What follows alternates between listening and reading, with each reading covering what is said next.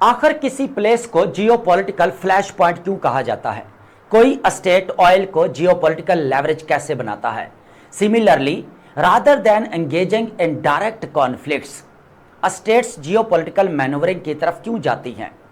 Dear aspirants, ये वो concepts हैं जो आप डेली बेसिस के ऊपर न्यूज़पेपर, आर्टिकल्स एंड मैगजीन्स के अंदर आप रीड करते हैं। But do you know one thing dear aspirants, ये जियोपॉलिटिक्स की लैंग्वेज है जो आप अंडरस्टैंड करने की कोशिश करते हैं। So first of all, my dear aspirants, I am with you, MC Sir, and in today's our lecture, we are going to discuss 5 important concepts are related to essentially current affairs and international relations. So my dear aspirants, let's get started. The very first concept is geopolitical landscape. Dear aspirants, इन concept से पहले हमें geopolitics के बारे में जानना पड़ेगा और जियोपॉलिटिक्स को अंडरस्टैंड करने से पहले ज्योग्राफी को समझना पड़ेगा। अगर आपकी ज्योग्राफी अच्छी है तो आप जियोपॉलिटिक्स को अंडरस्टैंड करेंगे, और अगर आप जियोपॉलिटिक्स को अंडरस्टैंड कर लेते हैं तो इन कॉन्सेप्ट्स को आप आसानी से समझ सकते हैं। तो क्यों ना सबसे पहले हम जियोपॉलिटिक्स को अंडरस्टैंड करते हैं कि जियोपॉलिटिक्स क्या है। डियर एस्पिरेंट्स, जियोपॉलिटिक्स बेसिकली आपके 2 पार्ट्स के ऊपर बेस करता है। फर्स्ट आपके पास geo and second one is politics. ठीक है, अब जियो मींस क्या रहेगा यहां पर? Earth, land and geography. ठीक है, on the other hand politics means क्या रहेगा? As you know very well, power,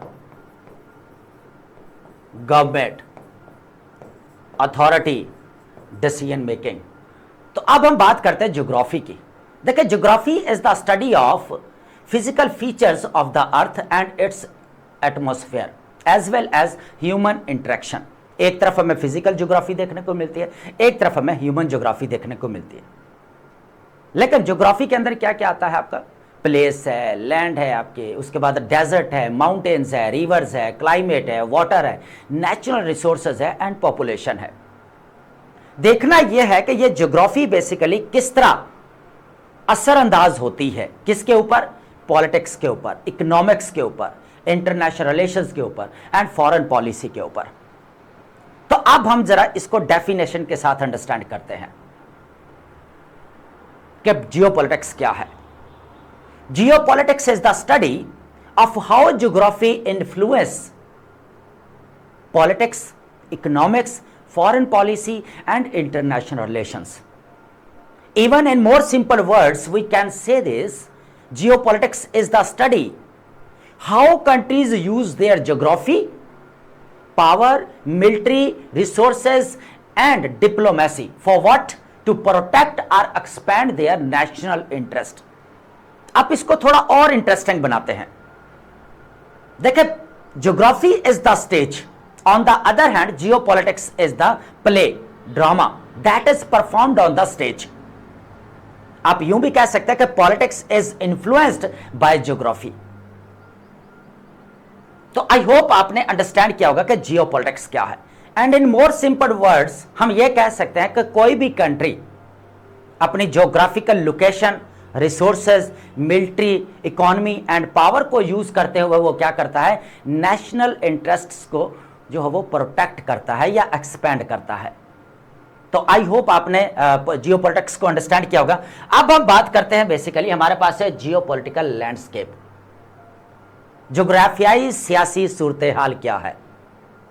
देखिए, लैंडस्केप मींस क्या रहेगा हमारे पास? एनवायरमेंट। अब environment, first of all I will say one thing, it doesn't mean I am talking about climate, rather I am talking about political situation, What is going on regional level and global level. बात की जा रही है यहां पर सियासी सूरत हाल की, कि रीजन के अंदर क्या सियासी सूरत हाल है और ग्लोबल लेवल के ऊपर क्या है। अगर देखा जाए तो the overall global political and strategic environment, कि माहौल कैसा है, सूरत हाल कैसी है, आप यूं भी कह सकते हैं द ओवरऑल ग्लोबल और रीजनल पॉलिटिकल एनवायरनमेंट। सियासी माहौल या सियासी सूरत हाल क्या है। कहीं पर आपको अलायंसेस बनते हुए नजर आएंगे। ठीक है, जैसे आपका ब्रिक्स है, ब्रिक्स के अंदर और आपके 5 कंट्रीज ऐड हो गए, एससीओ है। ठीक है, हालांकि ये पहले के बने हुए हैं, लेकिन फिर भी हमें कंटेम्परेरी सिनेरियो में ये एक्सपैंड करते हुए नजर आ रहे हैं। ठीक है, और इसने क्या किया, ब्रिक्स ने क्या किया, डीडॉलराइजेशन की बात की, मल्टीलैटरलिज्म की बात की, यहां पर रीजनलाइजेशन की बात की इसने। ठीक है, तो यह बेसिकली सूरत हाल है जो हमें सिचुएशन देखने को मिलती है। ठीक है, इसी तरह अगर देखा जाए तो हमारे पास है कॉन्फ्लिक्ट्स दुनिया के अंदर कहां कहां पर चल रहे हैं। यूक्रेन और रशिया का इशू हमें देखने को मिल रहा है, मिडिल ईस्ट के अंदर इजराइल और लेबनान के दरमियान में हमें कॉन्फ्लिक्ट देखने को मिल रहा है, यूएसए इजराइल और ईरान के दरमियान में हमें वॉर देखने को मिली। ठीक है, तो कहीं पर कॉन्फ्लिक्ट्स देखने को मिल रहे हैं, कहीं पर अलायंसेस बनते हुए नजर आ रहे हैं, कहीं पर हमें इकोनॉमिक ट्रेंड्स भी देखने को मिल रहे हैं। अब 2018 के अंदर क्या था, ट्रेड वॉर देखने को मिली, एंड 2025 टैरिफ वॉर देखने को मिली हमें। ठीक है, तो कहीं ना कहीं पर हमें इकोनॉमिक ट्रेंड्स भी चेंज होते हुए नजर आते हैं। और इसी तरह अगर देखा जाए स्ट्रैटेजिक इंटरेस्ट की अगर बात की जाए तो क्या स्ट्रैटेजिक इंटरेस्ट को प्रोटेक्ट नहीं किया जा रहा।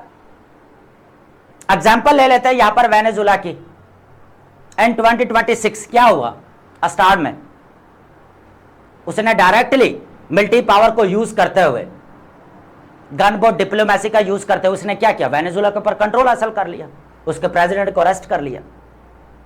तो यह बेसिकली पॉलिटिकल सिचुएशन है, सियासी सूरत हाल है जो हमें रीजनल लेवल के ऊपर और ग्लोबल लेवल के ऊपर देखने को मिलती है कि दुनिया में क्या क्या हो रहा है अभी। ठीक है, आप सिंपल वर्ड्स में इस तरह जो है इसको अंडरस्टैंड कर सकते हैं। ठीक है, तो आई होप आपने इस कॉन्सेप्ट को अंडरस्टैंड किया होगा। अब हम बात करते हैं नेक्स्ट जो हमारे पास कॉन्सेप्ट रहेगा वो है जियोपॉलिटिकल फ्लैश पॉइंट। सबसे पहले आप अंडरस्टैंड करें कि ये फ्लैश पॉइंट क्या है। देखिए, फ्लैश पॉइंट का मतलब रहेगा डेंजरस प्लेस, खतरनाक जगह। क्यों बोला जाता है इसको, क्योंकि ये ऐसी प्लेस होती है जहां पर कॉन्फ्लिक्ट इरप्ट होने का डर रहता है या खतरा रहता ही है। फॉर एग्जाम्पल, पाकिस्तान और इंडिया के दरमियान में फ्लैश पॉइंट कौन सा है, कश्मीर को लेकर है। लेकिन अभी फ्लैश पॉइंट कौन सा देखने को मिल रहा है, इंडस वाटर ट्रीटी। ठीक है, अब थोड़ा सा जो है कश्मीर को लेकर डिस्कस करते हैं। 2025 के अंदर क्या हुआ, पहलगाम अटैक हुआ अप्रैल के अंदर, 22 अप्रैल को। ठीक है, तो अगर देखा जाए माइनर सा इंसिडेंट, हालांकि माइनर सा नहीं था, कीमती जाने गई हैं, लेकिन यह है कि माइनर से इंसिडेंट ने क्या किया, पाकिस्तान और इंडिया के दरमियान में वॉर को एस्केलेट कर दिया, दोनों के दरमियान में कॉन्फ्लिक्ट शुरू हो गया। ठीक है, तो बेसिकली एक ऐसी जगह होती है कि जहां पर खतरा मंडलाता रहता है कि कभी भी आपकी वॉर स्टार्ट हो सकती है। माइनर सा अभी अगर इंसिडेंट हो जाता है तो बड़े कॉन्फ्लिक्ट की तरफ जो है वो कह लेके हमें मूव देखने को मिल सकता है। ठीक है, इसी तरह हम बात करें यहां पर स्ट्रेट ऑफ हॉर्मुज को लेकर या यहां पर बाबुल मंदीब को लेकर। ठीक है, अब यहां पर क्या हो रहा है कि आपको पता है कि बाबुल मंदीब के अंदर क्या हुआ था। बाबुल मंदीब के अंदर बेसिकली हौदीज की तरफ से क्या कहा गया कि हम बाबुल मंदीब को यहां पर क्या करेंगे, ब्लॉक कर देंगे। तो फिर पाकिस्तान की तरफ से क्या किया गया, यहां पर प्रेस रिलीज की गई कि यह फ्रीडम ऑफ नेविगेशन की जो है वो वॉयलेशन। ठीक है, तो यह हमें यहां पर फ्लैश पॉइंट बनता हुआ नजर आया। फिर अगर बात की जाए स्ट्रेट ऑफ हॉर्मुज को लेकर, आपको पता है कि यूएसए और ईरान के दरमियान में अभी जो सबसे पहले चीज आती है वो है स्ट्रेट ऑफ हॉर्मुज, कि भाई स्ट्रेट ऑफ हॉर्मुज को ओपन किया जाए।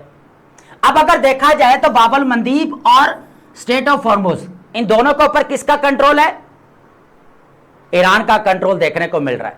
क्योंकि यहां पर अगर देखा जाए तो ये सारे हौदीज है जिनका कंट्रोल है बाबुल मंदीब के ऊपर, और ऊपर से अगर देखा जाए स्ट्रेट ऑफ हॉर्मुज किसका कंट्रोल है, ईरान का कंट्रोल है। ठीक है, तो अब आपको पता है कि हुआ क्या कि स्ट्रेट ऑफ हॉर्मुज के अंदर माइनर सा भी अगर इंसिडेंट होता है तो यहां पर कह ले कि हमें एक बड़े कह ले कि कॉन्फ्लिक्ट की तरफ लेकर जा सकता है ये माइनर सा इंसिडेंट भी। ठीक है, जिस तरह यहां पर पाकिस्तान और इंडिया के दरमियान में कश्मीर जो हमें फ्लैश पॉइंट देखने को मिल रहा है। ठीक है, इसी तरह स्ट्रेट ऑफ हॉर्मुज भी है। और एग्जांपल लेते हैं, फॉर एग्जांपल अगर देखा जाए ताइवान स्टेट है। ठीक है, ताइवान स्टेट है। ठीक है, उसके बाद अगर देखा जाए साउथ चाइना सी है। ठीक है, यहां पर खतरा मंडलाता ही रहता है कि अगर माइनर सा भी इंसिडेंट होता है ना तो यहां पर कॉन्फ्लिक्ट आपका जो है वो कह लेके अरप्ट हो सकता है। ठीक है, तो जियोपॉलिटिकल फ्लैश पॉइंट का मतलब क्या रहेगा, a region where conflict is likely to erupt. ठीक है, strategically sensitive location where tensions are so high that even minor incident could trigger a broader regional and international conflict. ठीक है, तो I hope आपने इस कॉन्सेप्ट को भी understand किया होगा। अब हमारे पास नेक्स्ट जो कॉन्सेप्ट रहने वाला है वो है जियोपॉलिटिकल मैनूवरिंग। जियोपॉलिटिकल मैनूवरिंग को अंडरस्टैंड करते हैं। डियर एस्पिरेंट्स, मनूवरे मीन क्या रहेगा? स्मार्ट मूव को बोला जाता है, सियासी चालबाजी को बोला जाता है, या आप टैक्ट भी बोल सकते हैं। सबसे पहले इसको मीनिंग को अंडरस्टैंड करते हैं, देन जो है एग्जांपल के जरिए इसको अंडरस्टैंड करेंगे। ठीक है, देखिए डियर एस्पिरेंट्स, डिप्लोमेटिक, इकोनॉमिक और military actions taken to gain strategic advantage. ठीक है, द टैक्टिकल, डिप्लोमेटिक, इकोनॉमिक और military actions undertaken to improve our country's strategic position without engaging in direct conflict. होता क्या है कि यहां पर स्टेट्स डायरेक्ट कॉन्फ्लिक्ट में इन्वॉल्व होने की बजाय क्या करते हैं? डिप्लोमेटिक रिलेशंस की तरफ जाते हैं, इकोनॉमिक एग्रीमेंट्स की तरफ जाते हैं, स्ट्रैटेजिक पार्टनरशिप की तरफ जाते हैं, ताकि स्ट्रैटेजिक एडवांटेजेस को प्रोटेक्ट किया जा सके। यह एक ऐसी सियासी चालबाजी है। फॉर एग्जाम्पल, अभी रिसेंटली क्या हुआ? यूएसए और सऊदी अरेबिया ने न्यूक्लियर डील को साइन किया है।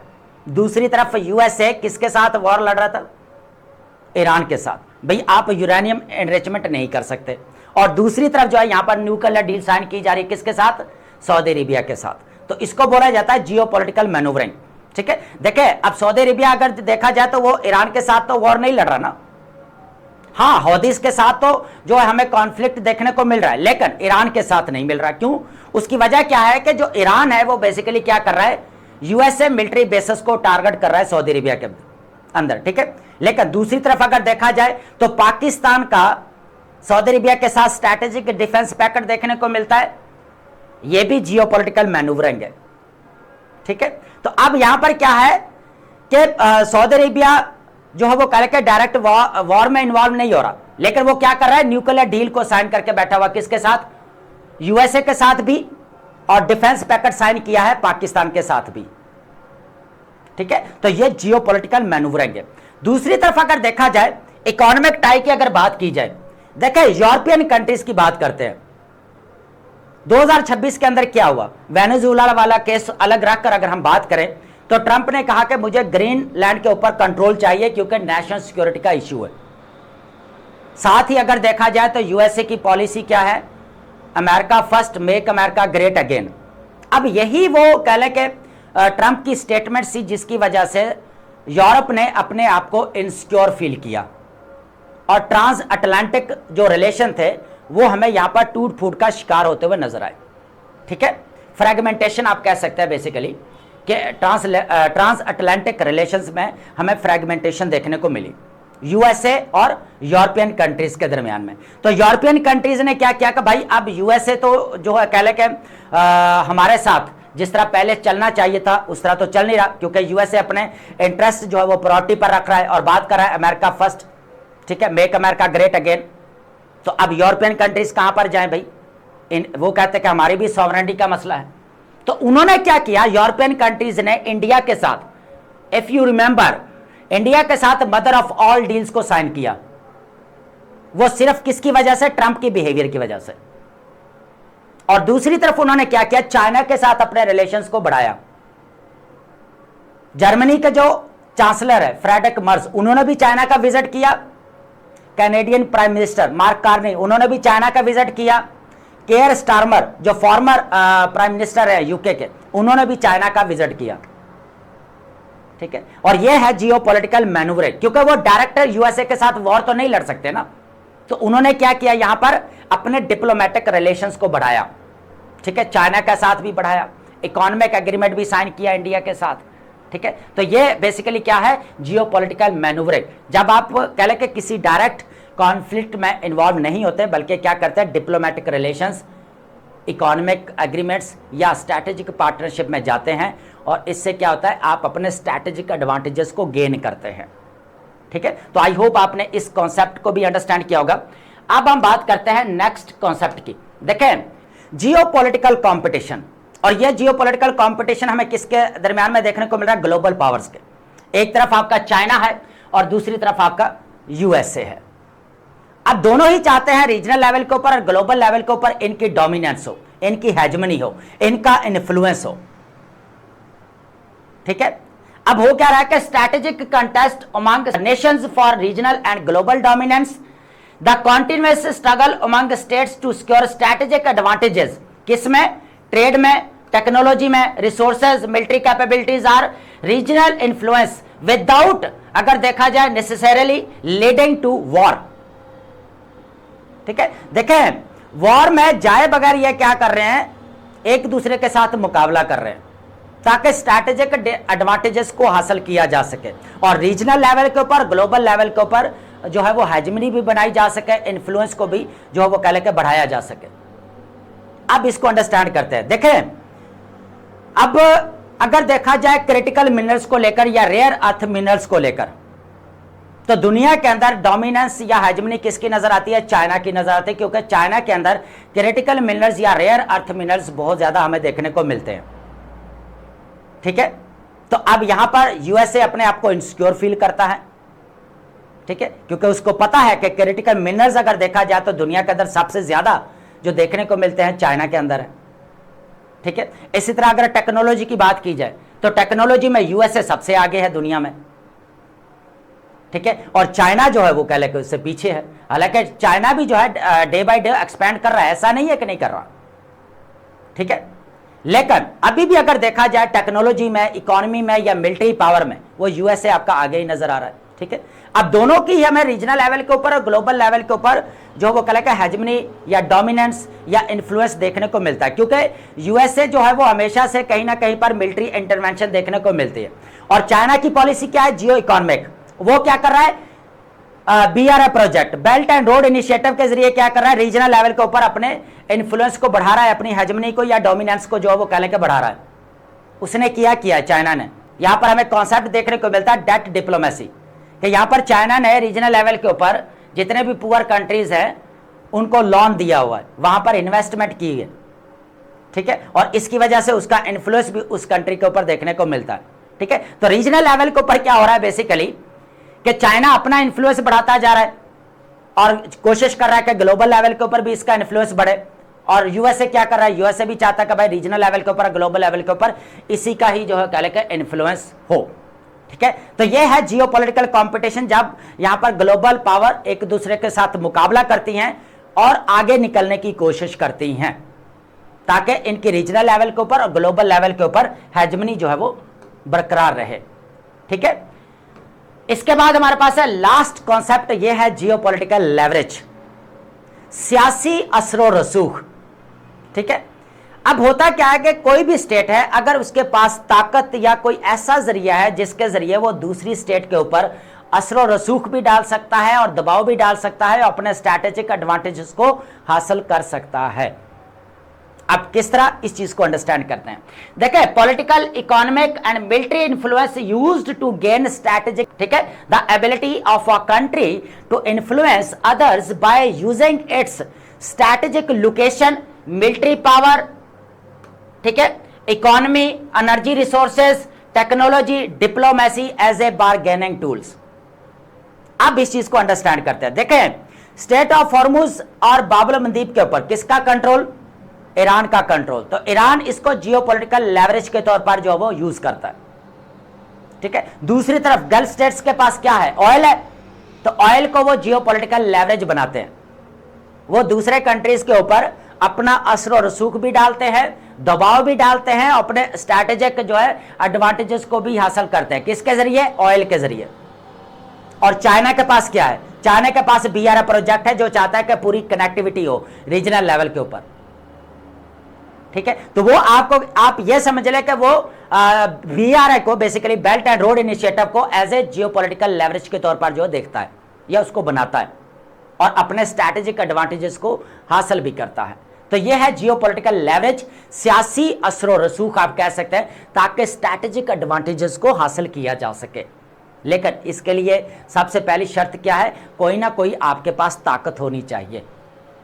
ठीक है, पाकिस्तान के पास क्या है? पाकिस्तान के पास है जियोग्राफिक लोकेशन, जो पाकिस्तान की है, क्योंकि यूएसए कहीं ना कहीं पर जो है वो कह ले कि इंडिया के साथ स्ट्रैटेजिक पार्टनरशिप देखने को मिली। ठीक है, उसके बाद अगर देखा जाए चाइना के साथ ऑलरेडी कंपटीशन चल रहा है, अफगानिस्तान में वो 20 ईयर वॉर लड़कर गया है, ईरान के साथ जो है वो लड़ रहा है। ठीक है, इजराइल के साथ मिलकर। तो अगर देखा जाए तो पाकिस्तान यहां पर सेंटर में आता है। ठीक है, तो पाकिस्तान के जो है यहां पर अगर देखा जाए जो ज्योग्राफिक लोकेशन है उसकी काफी इंपॉर्टेंस हमें देखने को मिलती है। ठीक है। और जिस तरह पाकिस्तान ने एज ए पीस मेकर या एज ए कह लें कि फैसिलिटेटर या एज ए कह लें कि मेडिएटर रोल प्ले किया, तो ये भी एक जियो पॉलिटिकल लेवरेज है। तो पाकिस्तान जो है इस चीज़ के बिना पर भी जो कह लें कि अपने स्ट्रैटेजिक एडवांटेजेस को गेन कर सकता है। तो डियर एस्पिरेंट्स, ये हमारे पास थे 5 इंपॉर्टेंट कॉन्सेप्ट्स जो बेसिकली जियोपॉलिटिक्स की लैंग्वेज है, जिसको आप अंडरस्टैंड करने की कोशिश करते हैं। इस तरह के और भी कॉन्सेप्ट्स बहुत सारे जो है आपके नेक्स्ट वीडियोस में आने वाले हैं। प्लीज़ इसको लाइक, शेयर एंड सब्सक्राइब लाजमी करें। And thank you so much.